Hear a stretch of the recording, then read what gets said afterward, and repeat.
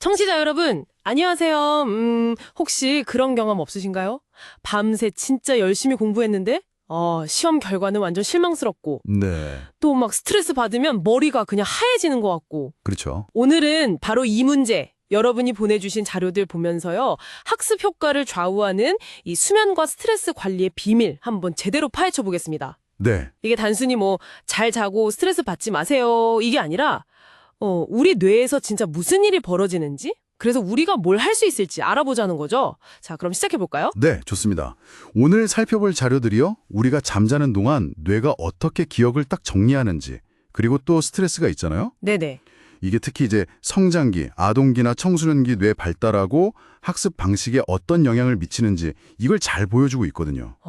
단순히 기분 문제가 아니군요. 그렇죠. 뇌의 작동 방식 자체가 달라진다는 점. 여기에 좀 주목해 볼 필요가 있어요. 정말 많은 분들이 공감하실 것 같은데 분명히 공부는 열심히 했단 말이죠. 근데 시험지 딱 받으면 머릿속에 그냥 뒤죽박죽 되는 그런 느낌? 네네. 그 주범 중 하나가 바로 잠 부족일 수 있다. 이런 얘기군요. 근데 이게 그냥 쉬는 게 아니라면서요. 잠자는 동안 뇌는 대체 뭘 하는 걸까요? 맞아요. 잠이 그냥 단순히 이렇게 딱 셧다운 되는 게 아니에요. 뇌는 밤새 정말 바쁘게 활동하는데요. 특히 그 깊은 잠 단계 있잖아요. 비렘 수면. 네. 깊은 잠. 네, 이때는 마치 컴퓨터가 이렇게 파일 정리하듯이 낮에 얻은 정보들을 착착 저장을 해요. 그럴 시간을 버는 거죠. 아하. 중요한 정보 관련된 신경 연결, 시냅스라고 하죠. 이걸 강화시키는 거예요. 깨어있을 때처럼 새로운 정보가 계속 들어오면 제대로 저장하기가 어렵거든요. 그렇겠네요. 네. 그러고 나서 이제 꿈꾸는 단계, 렘수면이죠. 이때는 이 저장된 정보들을 다시 한번 싹 다듬고 연결시키고 그러면서 장기 기억으로 만들고 또 문제 해결 능력도 키우는 거고요. 와, 그러니까 잠을 줄여서 공부하는 건 뭐랄까, 열심히 자료는 막 모아놨는데 저장 버튼을 안 누르는 거랑 비슷하다? 뭐 이런 거네요. 네, 정확합니다. 실제로 자료 보니까 그 학습 중간에 잠을 잔 그룹이랑 안 잔 그룹 비교했더니 효율이 2배나 차이 나고 기억도 훨씬 오래 갔다고 하던데요. 네, 맞아요. 특히 청소년기에는 이게 더 큰 문제가 돼요. 왜냐면 이제 신체 변화 때문에 자연스럽게 잠드는 시간이 좀 늦춰지거든요. 올빼미형이 되는군요. 그렇죠. 근데 잠이 와야 하는 그 압력은 또 더 천천히 쌓여요. 그러니까 쉽게 말하면 늦게 자고 덜 졸린 상태가 되는 거죠. 근데 학교는 또 일찍 시작하잖아요. 학업 부담도 크고 또 스마트폰 불빛 이것도 문제고요. 이게 다 합쳐지니까 만성적인 수면 부족에 시달리기 쉬운 환경인 거예요. 그럼 청소년들은 대체 얼마나 자야 하는 걸까요? 자료에는 뭐 정신 건강을 위해서는 거의 9시간 가까이 자야 하고 네, 학업 성취도를 높이려면 최소 7시간은 필요하다 이렇게 나오네요. 맞아요. 만약에 한 5시간 이 정도로 부족하면 기억력이나 집중력은 물론이고 기분까지 확 안 좋아진다고 하고요. 네, 그렇습니다. 감정 조절도 어려워지죠. 그리고 주말에 막 몰아서 자거나 잠깐 낮잠 자는 걸로는 이 부족한 걸 다 메꿀 수 없다. 이 점도 되게 중요해 보이는데요. 네, 맞아요. 그게 한계가 있어요. 그래서 등교 시간을 좀 늦추는 실험들, 이게 효과를 보는 거예요. 그런 실험도 있었군요. 네, 등교를 한 30분에서 1시간 정도만 늦췄는데도 실제 잠자는 시간이 막 늘어나고요. 지각이나 결석도 줄고 심지어 성적까지 올랐다는 그런 결과들이 있어요. 특히 수학이나 영어 같은 과목에서요. 와, 그럼 밤새우는 것보다는 진짜 충분히 자고 공부할 내용을 나눠서 꾸준히 하는 게 훨씬 효과적인 전략이다. 이런 거네요. 네, 바로 그겁니다. 분산 학습이라고 하죠. 알겠습니다. 잠의 중요성은 이제 확실히 알겠어요. 근데 또 다른 복병이 있잖아요. 스트레스. 이건 또 학습에 어떤 영향을 주나요? 이것도 만만치 않을 것 같은데요? 아유, 스트레스. 이것도 정말 큰 문제죠. 스트레스를 받으면 우리 몸의 그 비상벨 시스템, HPA 축이라는 게 작동하거든요. HPA 축이요? 네. 이게 잠깐 울리는 건 뭐 위기 상황에 대처하게 도와주니까 괜찮은데 이게 만약에 계속 울린다. 그러면 시스템 자체가 고장나기 시작해요.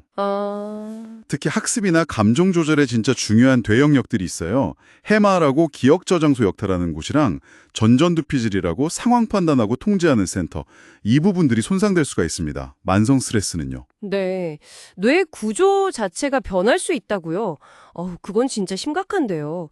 근데 특히 어릴 때랑 청소년기, 이때 영향받는 부위가 다르다는 점이 좀 흥미로웠어요. 네, 맞아요. 그 기억을 담당하는 해마는 아동기에 굉장히 집중적으로 발달하거든요. 그래서 이때 만성 스트레스를 받으면 기억력에 정말 오래, 장기적인 영향을 줄 수 있어요. 아, 어린이 스트레스가 중요하구나. 네. 반면에 이제 판단하고 충동 조절하는 그 전전두피질은 청소년기의 발달이 아주 활발해요. 그래서 이 시기에 스트레스를 많이 받으면 감정 조절 능력이라든지 계획 세우는 능력 이런 데 타격을 줄 수 있죠. 아하. 실제로 많은 정신건강 문제들이 청소년기에 처음 나타나는 경우가 많잖아요. 이것과도 좀 관련이 있을 수 있습니다. 여기서 저는 진짜 놀랐던 게 스트레스가 단순히 뭐 기분이나 집중력만 떨어뜨리는 게 아니라 우리가 정보를 처리하는 방식 그 자체를 바꿔버린다는 거예요. 네, 맞아요. 평소에는 우리가 목표를 생각하면서 좀 체계적으로 학습하는데 이게 전두엽이랑 해마를 쓰는 거라고 하셨죠? 스트레스를 받으면 완전 즉각적이고 습관적인 반응으로 바뀐다면서요. 이건 편도체, 선조체. 정확합니다. 스트레스 상황에서는요, 뇌의 자원이 생존에 직결된 쪽으로 확 쏠려요.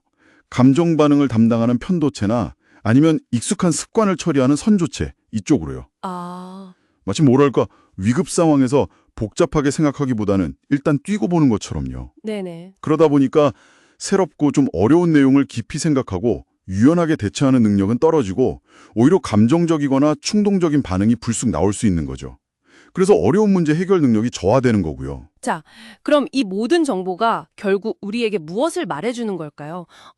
학습 효과를 높이고 싶은 우리 청취자 여러분들은 이 내용을 어떻게 활용해야 할까요? 네, 핵심은 이거라고 생각해요. 첫째, 충분하고 규칙적인 잠. 이건 단순히 피로 푸는 게 아니라 우리가 배운 것을 뇌에 단단히 새기는 필수 공정이다. 이 점을 꼭 기억해야 하고요. 필수 공정. 네. 둘째, 스트레스 관리. 이건 그냥 기분 좋자고 하는 게 아니라 생각하고 판단하는 우리 뇌의 핵심 기능을 말 그대로 보호하는 일이라는 거죠. 뇌를 보호한다. 네. 특히 뇌가 한창 발달하는 아동기, 청소년기에는 이게 더더욱 중요하고요. 그리고 주말에 몰아자는 걸로는 평일에 부족했던 잠을 완전히 보충할 수는 없다는 거. 이것도 꼭 기억하셔야 합니다. 맞습니다. 피곤함과 스트레스를 그냥 막 의지로 이겨내려고만 할 게 아니라 우리 뇌가 최적의 상태에서 잘 작동할 수 있도록 그런 환경을 만들어주는 지혜가 필요하겠네요. 여기서 청취자 여러분께 마지막으로 질문 하나 던져볼까 하는데요. 네. 스트레스가 우리 뇌를 유연한 학습 모드에서 좀 경직된 습관 모드로 전환시킨다고 했잖아요. 네, 그렇죠. 그렇다면 단순히 쉬는 것 이상의 어떤 능동적인 휴식이나 활동, 뭐가 있을까요? 이런 뇌의 변화를 다시 되돌리고 막 마감에 쫓기는 그런 상황에서도 다시 좀 스마트하게 학습할 수 있도록 도와줄 수 있는 그런 방법이요. 각자 자신만의 효과적인 방법을 한번 고민해 보시면 좋겠습니다.